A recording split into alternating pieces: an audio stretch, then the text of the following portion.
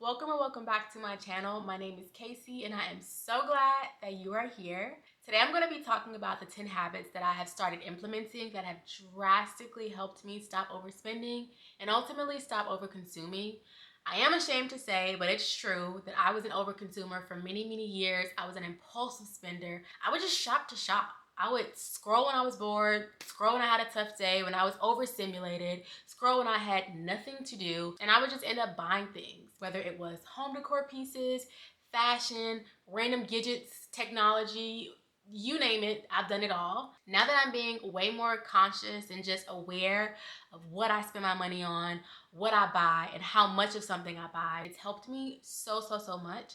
So I want to go ahead and get into this video and hopefully it helps you guys as well. So the first thing that I did to really help me stop overspending is I deleted all shopping apps from my phone. This includes Amazon, Target, Walmart, Etsy, whatever it was. I realized I had so many shopping apps on my phone that made it so convenient just to browse when I was bored. It made it so easy to just pick up my phone, open the app, and scroll. And this led to me spending money on so many things that I did not need, did not use, and honestly, I don't even think I really wanted. It was kind of impulsive. I did this about 3 months ago, and guys, it's insane how many times I have picked up my phone to go to an app just to look around, but it's not there. It's kind of like a habit. You just pick up your phone when you're bored. You'll go to Amazon. You'll go to whatever. If you have these other apps like Shein, Temu, whatever it is, you'll go to it. You'll look around.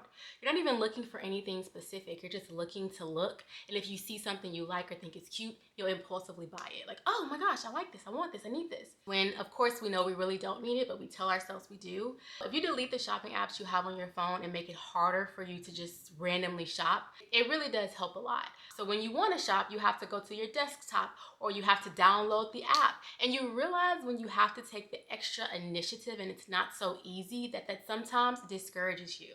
How it's kind of like, I'll do it later, or I don't feel like it, or do I really want this enough to get up and go to my computer? And most of the time, probably about 70 to 80% of the time, it's probably going to be a no. So the second thing is I actually started using a budget tracker, which I have never used before. I've never been one to track my expenses because I just knew I was spending a lot. I didn't want to see how much I was spending. I already knew it was a lot. You ever spend so much money in a day and you're like, ugh, I don't even want to look at my account. I know I spent a lot. I'm scared to look. That was me. So of course I was not budgeting or keeping track of my expenses. I didn't even want to know what I spent because I already knew it was too much. So once I started utilizing a budget tracker, it's a YouTuber that I watch. She's really big on finances. Her name is Gabby Patterson. I'll put her name somewhere up here. But she is amazing and she has an amazing, very detailed and thorough budget tracker on Etsy. So I got it and that's been helping me. You can literally track every single expense you have in a day. You don't have to be that meticulous. You can also just do your big expenses or how much you spend on clothes, how much you spend on food, whatever. But keeping track of these things has helped me so much. I can just see how much I'm spending on frivolous things and things I really don't need and how often I'm doing it. I never used to do that, and I see why so many people are doing it because it is genuinely so helpful and so beneficial, especially if you want to pay attention to how much you're wasting your money, or what you're wasting your money on. So the third thing that I've started doing is only buying to replace and not buying to add. I used to just buy so many items to add to my closet, and I never really wore them a lot because they didn't really match with things that I already had. So I would have to buy something else to match the shirt I just bought or buy something else to match the shoes I just bought. Like, it would be a constant a constant addition of clothing items in my closet. And so of course that just became so many clothes in my closet that I accumulated that I didn't wear, that I never reached for, that I had to end up donating or selling on Poshmark because I just had such an access. So now I only buy if I'm going to replace something. So for instance, I had a baby almost a year ago and a lot of the clothes that I had did not fit me well. They didn't look the greatest on me anymore. They were too big because I had lost weight after I had my son. And so I said, I'm going to sell these items on Poshmark, or I'm going to sell these items on Depop. And then when I get the money back from these items, I'm going to replace them. So all the t-shirts that I wanted to sell, or the jeans that were just too baggy on me now, or the shoes that I'm not going to wear because I'm not really wearing heels a lot, especially when I'm out and about with my son, I'm going to sell them, get the money back from them, or get whatever money back for them, and then I'm going to use that money to replace those items for clothes that actually fit me. Also, I'm not buying things that don't go with something that I already have. So I'm not going to buy a pair of shoes that I can't put with 2 outfits or more. I'm not going to buy a skirt that I have no shirt or pair of shoes that go with it. If I see a really cute shirt, I need at least 3 pairs of jeans I can wear it with and 3 different outfits that I can put together with it. That is my philosophy now, and it works so great because there have been so many amazing or beautiful items that I see that I'm like, it's so cute, but I don't need it because I have nothing to wear it with. I would literally have to buy 3 different things just to put this together with something. I have to buy a shirt, some shoes, or I have to buy a purse. I don't want to do all of that. I don't want to spend that excessive amount of money just for this one item to be added to my closet. Another thing that I did, and I did this for 2 reasons. One was shopping, but the other one was just the mental health component, is I deleted all of my social media accounts, besides YouTube, of course. Guys, I cannot tell you how much this has helped me. All of the constant ads that you get on social media, whether it's Instagram, whether it's Facebook, whether it's TikTok, it's like a constant just revolving door of ads. Even when you watch a video, you'll have all these different links at the bottom of someone trying to get you to shop on their storefront or want you to shop on TikTok shop, whatever it is. It's just like you can't watch something without someone trying to sell you something or convince you why you need something. Whatever social media platform it is, even sometimes on YouTube.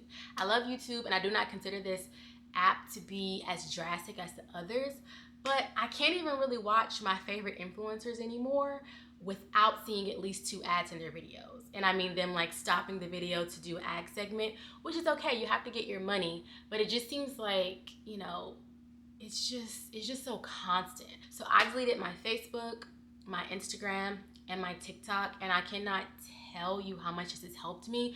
I don't even know what's trending.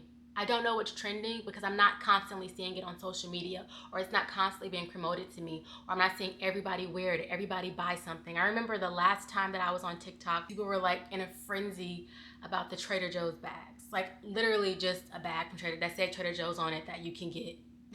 People were in a frenzy about it and it was a trending thing. Everyone wanted one. Like ridiculous things that without social media, no one would really want or be interested in. So since I deleted all my social medias, I have not felt the pressure to buy into trends. I have not felt the pressure to buy anything new or to keep up or to be aesthetic, you know? I can't even tell you how freeing that is.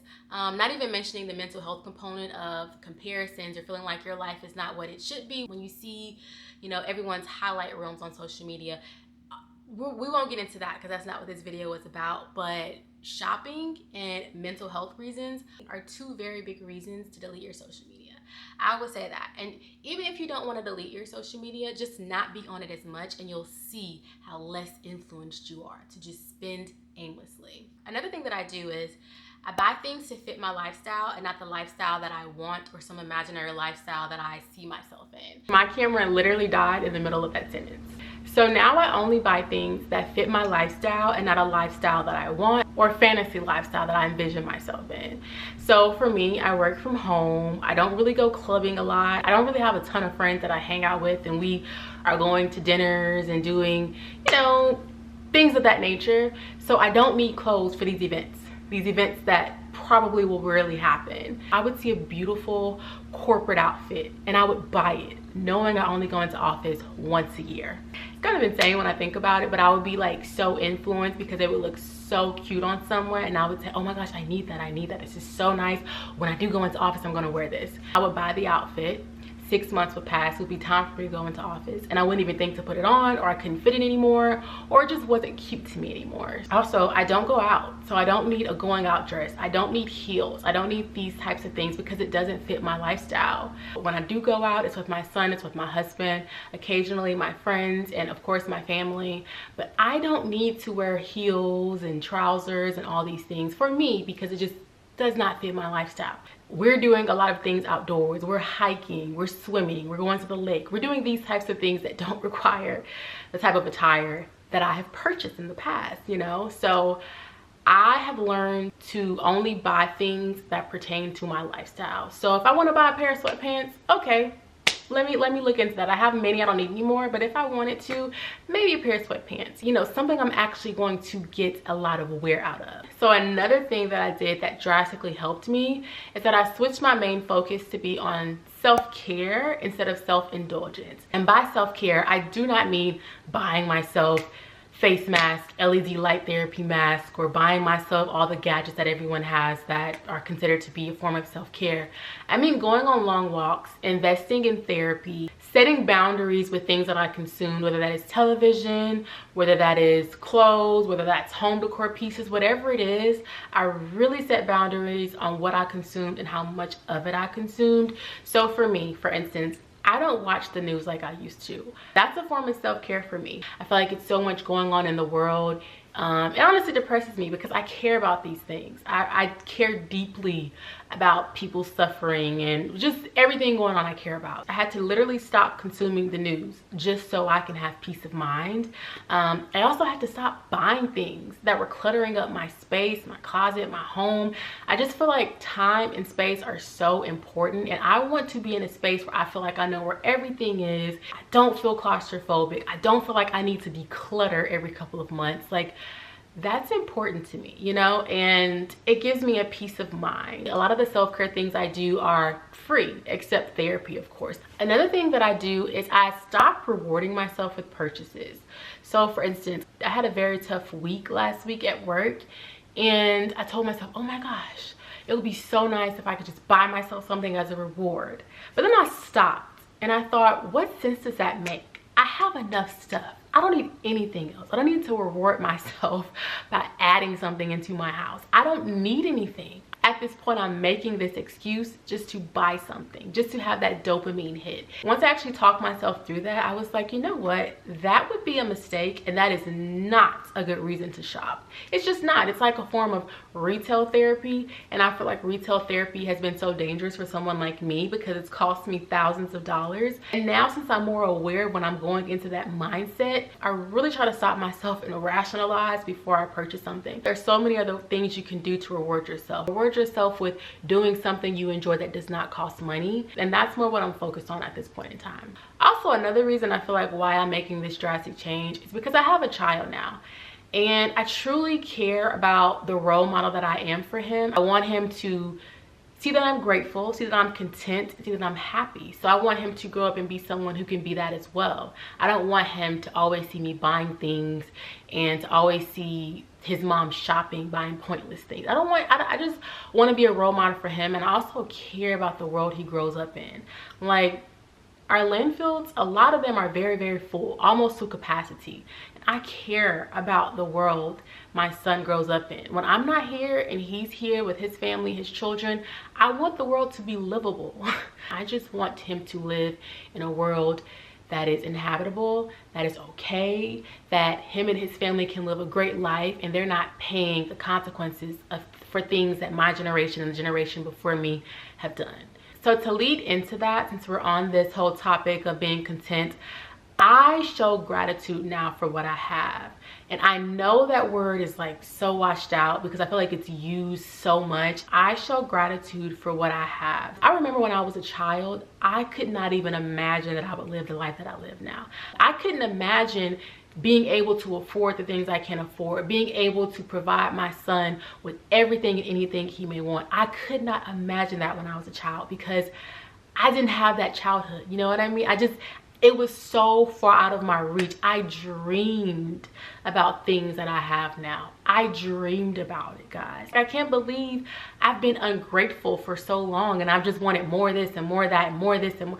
Like, when I was a child, I couldn't even imagine owning a pair of $150 shoes. It wasn't a chance. It's so easy to just want more and never be content.